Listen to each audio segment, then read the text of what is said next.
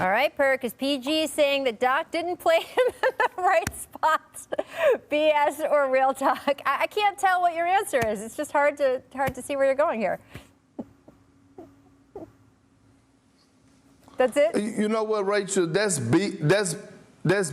Matter of fact, that's a bunch of BS. And it was a coward move by Paul George by blaming Doc Rivers for his lack of productivity and not being accountable for him not showing up on the basketball court. Because of anybody who watched the Clippers play this season and in the bubble know that Paul George wasn't just coming off of pin downs, that he had the ball in his hands. He was able to run pick and rolls. He was able to get post-ups. Do you know this past season when Paul George had the ball in his hands, it was the most ever that he ran pick and rolls with the ball in his hands in his career. And by the way, he told another lie. I'm pretty sure about this. Listen, Doc Rivers did not treat Paul George like he was Ray Allen, because you know why? Ray Allen not coming off of pin downs and missing wide open three-pointers. So I know that was a lie off the top. It was a cowardless move, in my opinion, and he should have held himself accountable and not throw Doc under the bus for him not performing the way he should have performed, period. Well, that's super strong, Perk, and I'm distracted by Richard not understanding where the camera is with his phone. Go ahead. No, this is BS. This is the BS, and it's getting out of hand. Like, this is getting out of hand. Like, Paul George is putting himself in a position to, not necessarily to be criticized, but it's like, I have yet to hear a legitimate, like, you know what?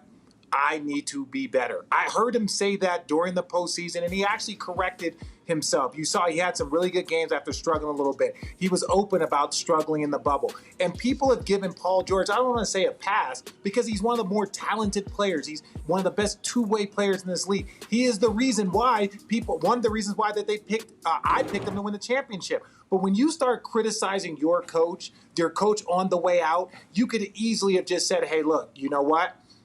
It didn't work out. There were some things that, there was some rhythm things. But to call out pick and rolls and then people go to the stats and say, wait, you played more pick and roll here than you ever did and a higher percentage of plays, that just shows that, like, look, at the end of the day, do I believe Paul George believes this? Yes. I believe that Paul George believes that it was Doc Rivers' fault. But ultimately, Perk and I both know this. When you're a superstar, when you have your own signature shoe from Nike, you're one of 5 guys with a signature shoe by Nike. Those things aren't just given out. Those are given out to the elite of the elite of the elite. You can't shoot shots off the side of the backboard in the fourth quarter after being up 3-1 in double digits in every single game. You can't talk about the coach and the rhythm and the pick and rolls. You can't do that. Well, you guys both talked about the numbers. Here they are. We can show them. And you're right, Perk. This was a career high for him. Plays where he finished in the pick and roll, 33%. So the numbers are just the numbers there, right? Now, organizationally, and I'm not talking about specifics with Paul George, organizationally, clearly, the Clippers as a whole, at least in some part, felt that Doc Rivers had blame in what happened last season because he's the one they got rid of. So that's how you know that they held him accountable, but also sometimes the coach is the easiest one to change.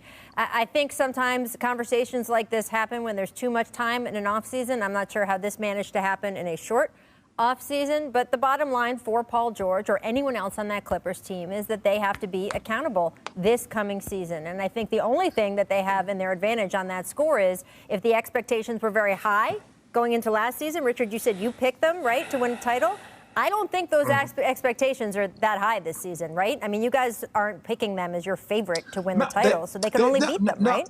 Well, they should. The expectations should be high. The only reason why the expectations have dropped is because of their performance, right? Like, that's the key thing. It's not that somebody's injured or they lost a ton of people in free agency or they lost some. No, it's because we saw their performance or lack thereof, and so everyone's expectations have now dropped. But they are still one of the top 2 or 3 teams. If you tell me this year, with the roster that they have, if they play great, that the Clippers can win the championship, I would not be surprised. I wouldn't be like, yo, yeah, they have all the pieces there necessary to win a championship. It's just a matter of whether or not players play up to their capability. And it wasn't just Paul George. Kawhi Leonard was at fault at a lot of this too. He had a god-awful second half and a god-awful fourth quarter. So we can't just focus in on Paul George. It was the pairing of the two.